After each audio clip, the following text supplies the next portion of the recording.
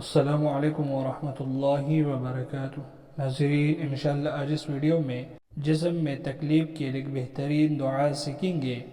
جسم میں تکلیف ہو تو یہ دعا پڑھو۔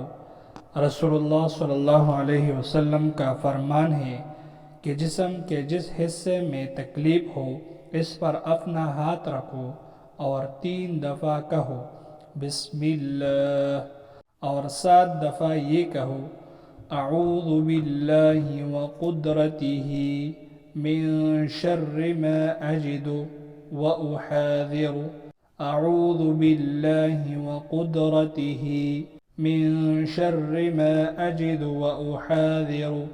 اللہ کے نام سے میں اللہ تعالیٰ اور اس کی قدرت کی پناہ میں آتا ہوں اس چیز کے شر سے جو میں محسوس کرتا ہوں اور جس کا مجھے اندیشہ ہے۔